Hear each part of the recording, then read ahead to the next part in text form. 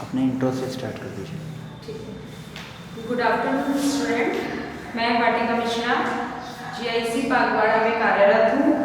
आज मैं आपके समक्ष विज्ञान, इसका मतलब साइंस क्लास 10th का मॉडल पेपर जो कि आप सिलेबस कंप्लीट करने के बाद करते हैं, आज मैं आपके साथ वो डिस्कस करूँगी।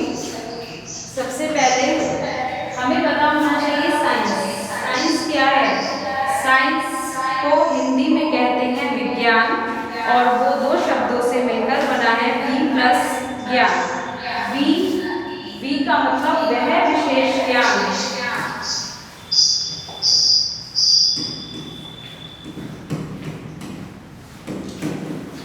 वी प्लस ज्ञान विज्ञान। वी का मतलब है विशेष और ज्ञान का मतलब है जानना। इसका मतलब है विशेष प्रकार की जानकारी। विज्ञान का मतलब है विशेष प्रकार की जानकारी रखना, और विज्ञान की उत्पत्ति हमारे विशेष प्रकार की जानकारी प्राप्त करने के लिए हुई है। आज मैं आपके समक्ष विज्ञान के, जैसा कि आप लोग जानते हैं, विज्ञान के 3 पार्ट होते हैं।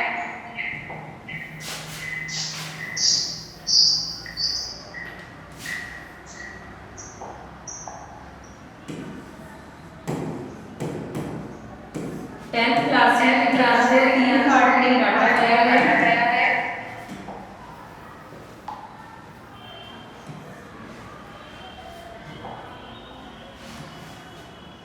पहला है फिजिक्स,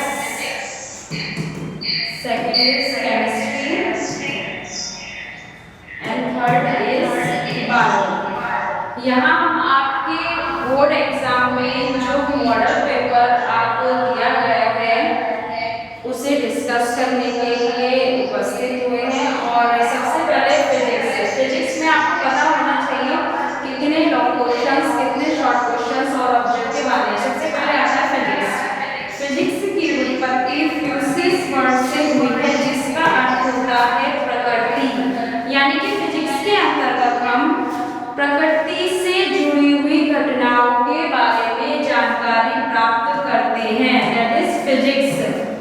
नेक्स्ट, फिजिक्स में आपके 7 objectives, next then 7 objectives, short questions and then long questions आएंगे। इसमें आप देख सकते हैं। सबसे पहले हम बात करते हैं कि आपको पेपर कैसे अटेम्प्ट करना है। सबसे पहले प्रारंभ के 15 मिनट विद्यार्थियों को प्रश्न पत्र पढ़ने के लिए निर्धारित है। उस प्रश्न पत्र, उन 15 मिनट में आप एकाग्रता पूर्वक बिल्कुल शांत दिमाग से पहले ये पढ़ेंगे कि हमें कौन से क्वेश्चन अटेम्प्ट करने हैं और कौन से नहीं करने। क्योंकि अथवा का मतलब होता है, अगर किन्हीं 2 क्वेश्चन के बीच में आपको अथवा दे दिया जाता है तो इसका मतलब है आपको फर्स्ट या फिर अथवा जिसके नीचे लिखा है उसमें से एक क्वेश्चन आपको अटेम्प्ट करना है। ठीक है, जैसे 15 मिनट इसके लिए बैठिए। उसके बाद आपका प्रश्न पत्र 2 खंडों में विभाजित है, खंड आ और खंड बा। खंड आ और बा भी 3 खंडों में विभाजित हैं। उपखंड फर्स्ट यानी कि फिजिक्स, जिसको भौतिक विज्ञान कहते हैं। उपखंड 2 यानी कि रसायन विज्ञान, जिसको केमिस्ट्री कहते हैं। उपखंड 3 यानी कि बायो, जिसको हम जीव विज्ञान कहते हैं। प्रश्न पत्र के खंड आ में आपको बहुविकल्पीय प्रश्न दिए गए हैं, जिनमें से आपको विकल्प का सही चुनाव करके आपको एक OMR शीट मिलेगी। उस OMR शीट पर नीले या फिर काले बॉल पॉइंट पेन से सर्किल करना है। उसके बाद खंड आ में जो बहुविकल्प हैं उन सबके एक अंक निर्धारित हैं। खंड बा में वर्णात्मक प्रश्न दिए गए हैं, प्रत्येक प्रश्न के समूह अंक दिए गए हैं। ठीक है, तो आप पहले खंड पर आइए। ये आता है बहुविकल्पीय प्रश्न उपखंड फर्स्ट। उपखंड फर्स्ट का मतलब है ये आपके भौतिक विज्ञान से संबंधित क्वेश्चन है, जिसमें आप देख सकते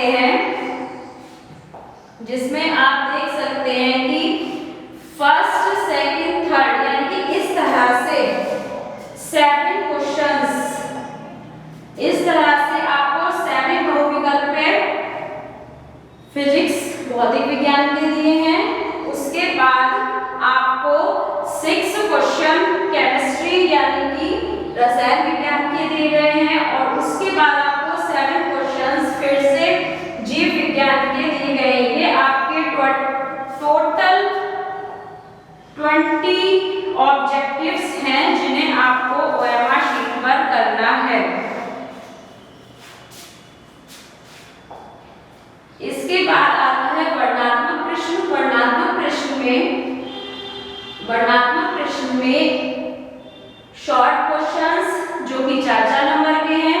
उसके बाद है लॉन्ग क्वेश्चन जो कि 6 नंबर का है। इसमें बीच में अथवा लिखा होने की वजह से 4th क्वेश्चन के या तो आपको ये क्वेश्चन अटेम्प्ट करने हैं और उसके बाद ये क्वेश्चन अटेम्प्ट करने हैं, और दूसरा यदि आप न्यूमेरिकल अटेम्प्ट करते हैं तो ये ज़्यादा फायदेमंद है, क्योंकि न्यूमेरिकल में हमें फुल मार्क्स मिलते हैं।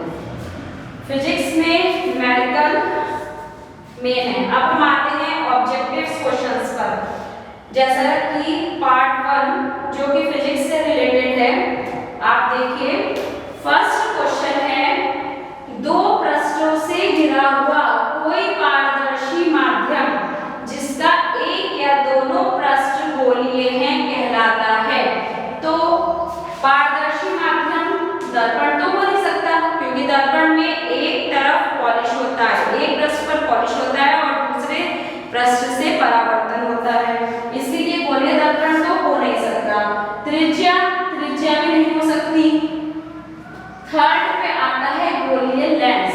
तो क्योंकि हम पारदर्शी माध्यम की बात कर रहे हैं और पारदर्शी माध्यम में एक पृष्ठ या फिर दोनों पृष्ठ, एक पृष्ठ वक्र पृष्ठ होता है और एक समतल पृष्ठ होता है, या फिर दोनों ही हमारे वक्र पृष्ठ होते हैं, तो इसका आंसर हो जाएगा गोलीय लेंस। सेकंड आता है दंत विशेषज्ञ मरीजों के दांतों का बड़ा प्रतिबिंब रखने के लिए किस दर्पण का प्रयोग करते हैं? तो इसका आंसर होगा अवतल दर्पण। किसी उत्तल लेंस के सामने 2f और अनंत के बीच कोई बिंब रखा गया है तो इसका बिंब बनेगा वास्तविक, उल्टा और बड़ा। ये सब क्वेश्चंस आप तभी अटेम्प्ट कर सकते हैं जब आपने प्रॉपरली फिजिक्स को पढ़ा हो, यानी कि हमें केवल कॉपी बनाना ही नहीं है। हमें सबसे पहले साइंस में सबसे पहली इम्पोर्टेंट बात आती है कि हमारा कंसेप्ट क्लियर होना चाहिए।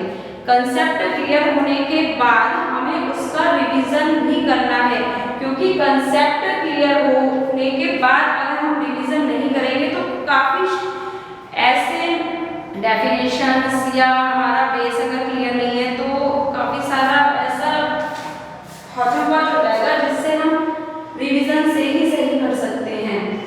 नेक्स्ट, मानव नेत्र अभिनेत्र लेंस की फोकस दूरी को समायोजित करके विभिन्न दूरियों पर रखी वस्तुओं को फोकसित कर सकता है। ऐसा हो पाने का कारण क्या है? तो आपको पता है मानव नेत्र में जब हमें वस्तु कब दिखाई देती है, जब उसका प्रतिबिंब हमारी रेटिना पर पड़ता है, तो हमारी जो आँख की मांसपेशियां हैं उनमें दूर की वस्तु और पास की वस्तु को देखने के लिए उसकी फोकस दूरी को समायोजित करने की क्षमता होती है। उसे कहते हैं उस नेत्र की समंजन क्षमता। तो मानव नेत्र अभिनेत्र लेंस की फोकस दूरी को समायोजित करके विभिन्न दूरियों पर रखी वस्तुओं को फोकसित कर सकता है। ऐसा हो पाने का कारण है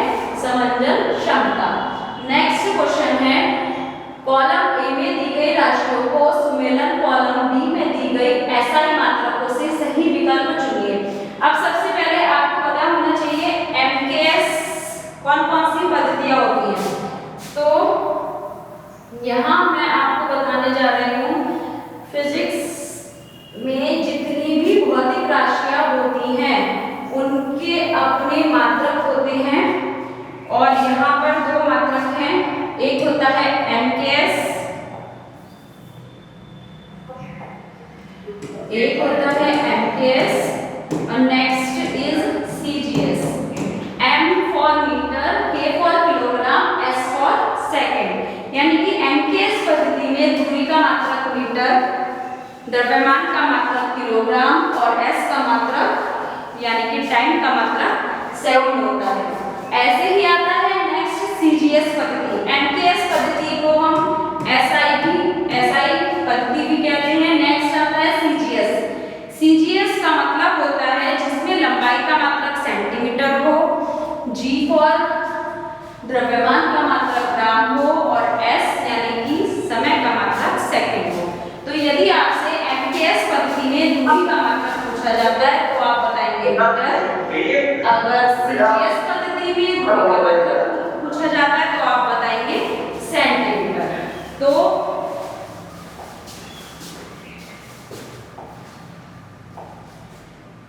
अब देखिए कॉलम ए में आपको भौतिक राशियां दी गई हैं और इधर उसके मात्रक दिए गए हैं। आपको ये बताना है कि कौन सा मात्रक किसका है, यानी कि इसमें ऑप्शन दिए हैं।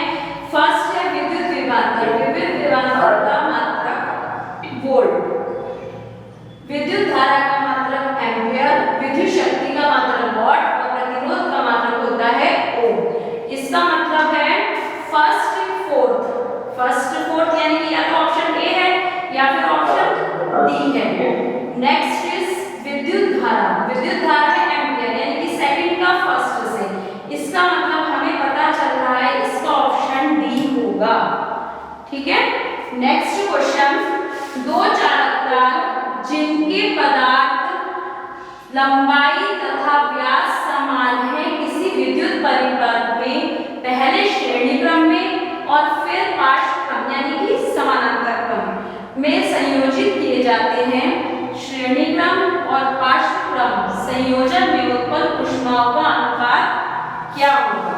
देखिए, जब दो प्रतिरोध श्रेणी क्रम में संयोजित किए जाते हैं तो डायग्राम बनता है इस टाइप से।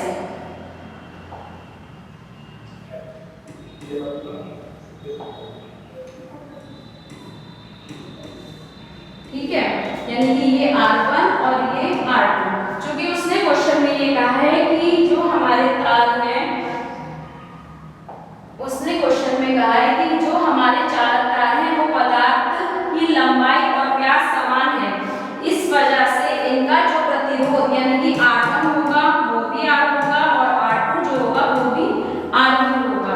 तो यदि मैं इनका तुल्य प्रतिरोध निकालना चाहूँ तो इसका फॉर्मूला होता है श्रेणी क्रम में R बराबर R1 प्लस R2।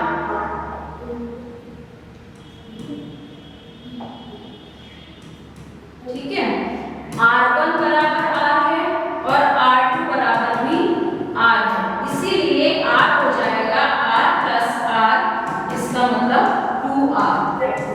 ठीक है। नेक्स्ट, अब उसने कहा कि अब इनको हमने जोड़ दिया है समानांतर क्रम में। तो जब हम समानांतर क्रम में जोड़ते हैं तो R1 और इधर R2, ये R1 और ये R2। जब समानांतर क्रम में दो प्रतिरोध जोड़े जाते हैं तो उनके तुल्य प्रतिरोध का सूत्र होता है 1/R = 1/R1 प्लस 1/R2। अब यहाँ पर R1 भी R है और R2 भी R है, तो 1/R 1/, इसको R कौन पढ़ा ये फोटो तो ले लो इसको हम R1 कह सकते हैं और इसको R2, क्योंकि अगर हमने RR रख दिया तो ये सेम हो जाएगा। नेक्स्ट, इसको R2 बोल दीजिए, इसको R1 डैश R2 डैश बोल दीजिए। तो next R2 = 1/R plus 1/R। RLCM 1 + 1 यानी कि 2/R। Then R2 = R/2।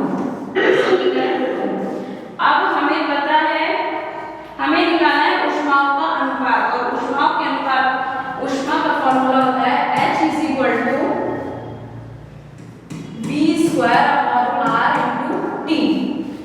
अब हमने दोनों चालक तारों में ऊष्माओं का अनुपात प्रतिरोध के अनुपात में निकाला है, तो H1 बराबर V square upon R1 into T, और R1 की वैल्यू है V स्क्वायर अपॉन R1 की वैल्यू है 2R इंटू टी।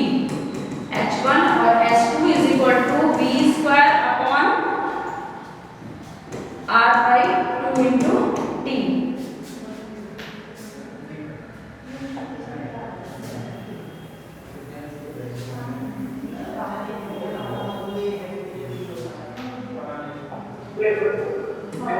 H1 बटे H2 is equal to V square upon 2R into T upon V square upon R by 2 into T. V square से V square cancel, T square से T cancel.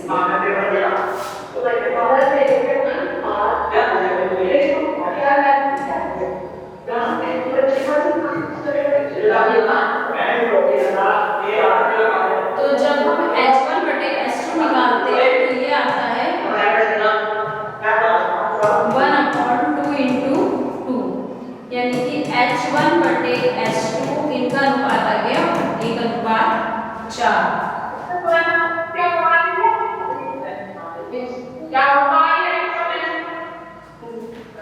यहाँ पे हमारा option है सी, तो इसका मतलब इसका आंसर हो गया 1/4। अब आता है किसी विद्युत धारावाही सीधी लंबी परिनालिका के भीतर चुंबकीय क्षेत्र, तो परिनालिका क्या होती है? इसका आंसर है किसी विद्युत धारावाही सीधी परिनालिका के बीच चुंबकीय क्षेत्र का आंसर होगा इसके सिरे की ओर जाने पर इसका मान घटता जाता है, यानी कि सेंटर पर सबसे ज्यादा होता है। नेक्स्ट हम टॉपिक पे आते हैं। सबसे पहले हमारा फिजिक्स में वर्णनात्मक में फर्स्ट क्वेश्चन आता है दृष्टि दोष किसे कहते हैं, यह कितने प्रकार का होता है? तो दृष्टि दोष किसे कहते हैं, यानी कि जब हम किसी वस्तु को देखते हैं तो उसका प्रतिबिंब हमारे रेटिना पर बनता है, लेकिन कंडीशन ऐसी आ जाती है जब हमारी आंख में दृष्टि दोष उत्पन्न हो जाता है तो वो प्रतिबिंब रेटिना पर ना बनकर या तो आगे बनता है या फिर उसके पीछे बनता है, तो उसे कहते हैं दृष्टि दोष। और दृष्टि दोष होता है 2 प्रकार का। फर्स्ट इज निकट दृष्टि दोष,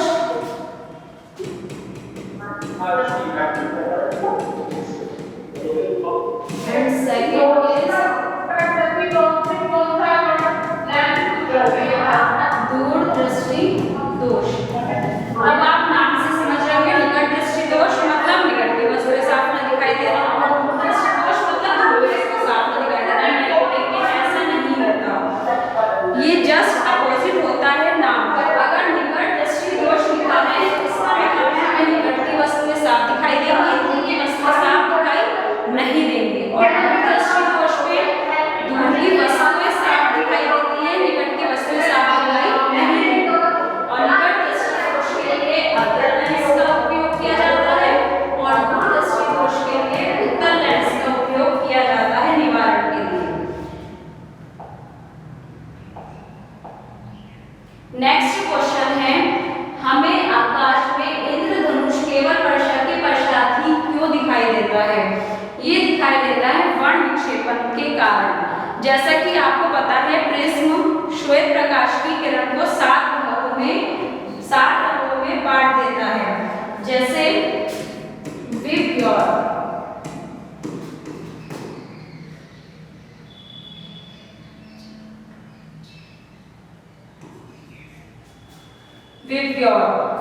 ये 7 रंगों में बांट देता है, और ये होता है हमारा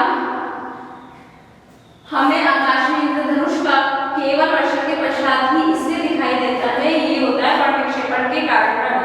वर्षा के बाद क्या होता है, जो हमारा वातावरण होता है उसमें चारों तरफ वर्षा की बूंदें रहती हैं, उस वजह से जब प्रकाश की किरण सूर्य की किरण उन बिंदुओं से टकराती है या गिरती है तो वो उसको 7 रंगों सफेद प्रकाश को 7 रंगों में। ऐसे ही ये जो आकाश में इंद्रधनुष इसीलिए हमें वर्षा के पश्चात दिखाई देता है वर्ण विक्षेपण के कारण। अब आता है उत्तर लेंस को अभिसारी लेंस क्यों कहा जाता है। अभिसारी से आप समझ रहे होंगे एक जगह सिमटना, यानी कि जब उत्तर लेंस से मुख्य अक्ष के समानांतर आने वाली किरणें टकराती हैं तो वह अपवर्तन के बाद एक पॉइंट पर जाकर फोकस हो जाती हैं, एक पॉइंट पर मिल जाती हैं।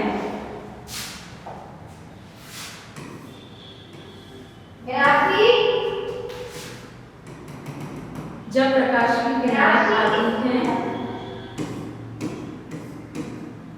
तो ये एक पॉइंट पे जाके मिल जाती है, इसीलिए इसे कहते हैं हम अभिसारी लेंस।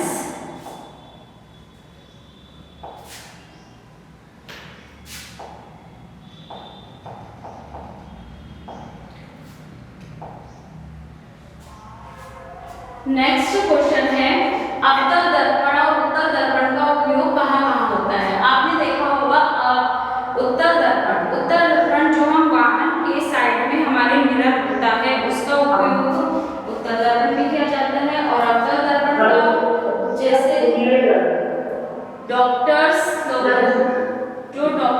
हमारे मिरर यूज करते हैं वो है अवतल दर्पण। थर्ड क्वेश्चन है, उसके भी 2 पार्ट दिए गए हैं आपको जो कि 2-2 नंबर के हैं। फर्स्ट पार्ट 2 नंबर का और सेकंड पार्ट भी 2 नंबर का। ये है हमारे न्यूमेरिकल। किसी 4 ओम प्रतिरोध से प्रति सेकंड 100 जूल ऊर्जा उत्पन्न हो रही है। आपको क्या दिया है 4 ओम प्रतिरोध से 4 ओम प्रतिरोध यानी कि आपको R दिया है 4 ओम प्रति सेकंड 100 जूल ऊष्मा यानी कि H दिया है आपको 100 जूल। प्रतिरोध के सिरों पर विपात कर हमें निकालना है V। तो हमें पता है H बराबर होता है V² upon R into T, जहां पर T है 1 सेकंड तो H हमें दिया है 100 जूल, V हमें निकालना है और R है हमारा 4 और ये हो गया 1। तो V² = 400 तो V हो गया √4 यानी कि V आ गया हमारा 24। ठीक है।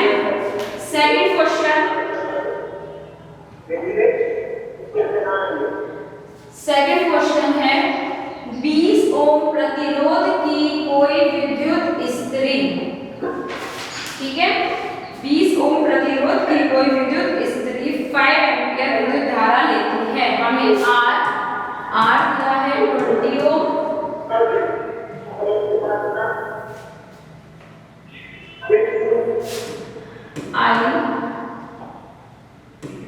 I हमें दिया है 5 एम्पीयर, T = 30 सेकेंड। हमें निकालना है उत्पन्न ऊष्मा यानी कि H निकालना है। फिर से वही फॉर्मूला H बराबर I² RT।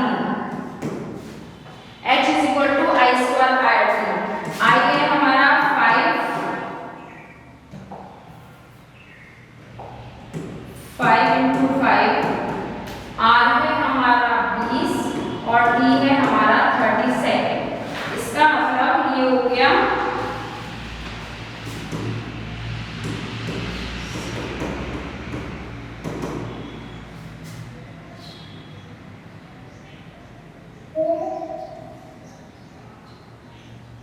ना डाल पड़ेगी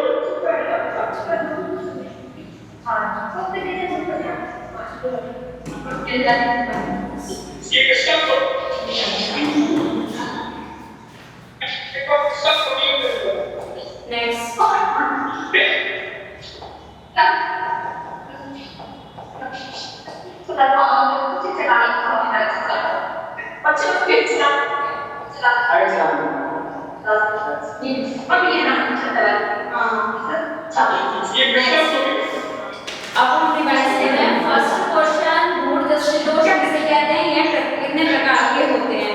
तो जब हमारा मानव नेत्र पे बनने वस्तु का बनने वाला प्रतिबिंब या तो रेटिना से आगे बने या रेटिना से पीछे बने तो उसे कहते हैं दूरदृष्टि दोष। और यह दो प्रकार का होता है, निकट दृष्टि दोष और दूरदृष्टि दोष। निकट दृष्टि दोष किसे कहते हैं? निकट दृष्टि दोष में आप कंफ्यूज होंगे, निकट दृष्टि दोष यानी कि निकट का दोष, लेकिन ऐसा नहीं है।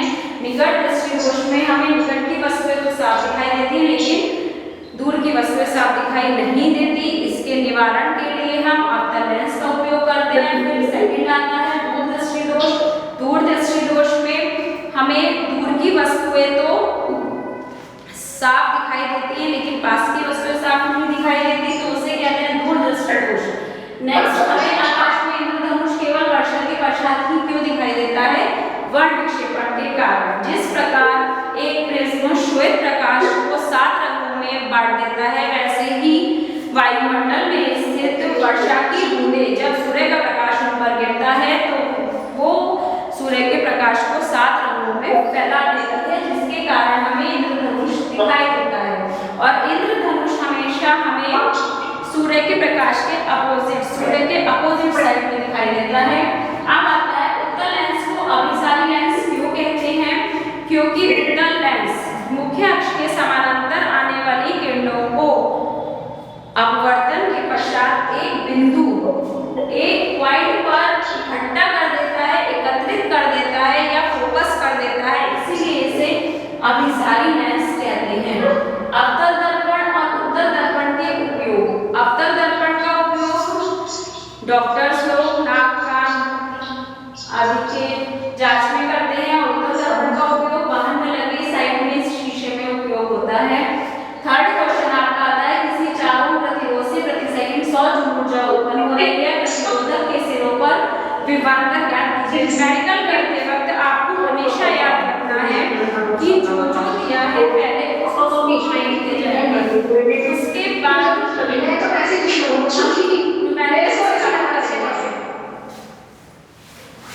आपको दिया है 4 ओम प्रतिरोध यानी कि आपको R दिया है 4 ओम, H आपको दिया 100 जूल, निकालना है V।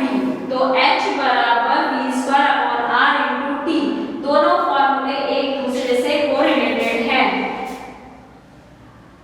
कैसे? H अगर आपने एक फॉर्मूला याद कर लिया तो समझिए सब हो गए।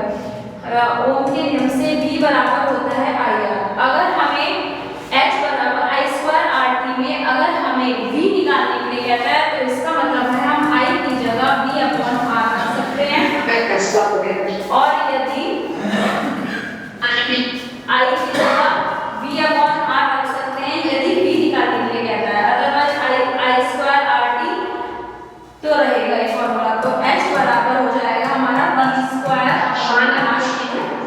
एक फॉर्मूला ये और एक फॉर्मूला ये, इन दोनों पर बेस्ड न्यूमेरिकल आपके मॉडल पेपर के क्वेश्चन नंबर 3 में दिए गए हैं, first part and second part. अब आपने इतना पढ़ने के बाद आपको पता है कि दर्पण क्या होता है।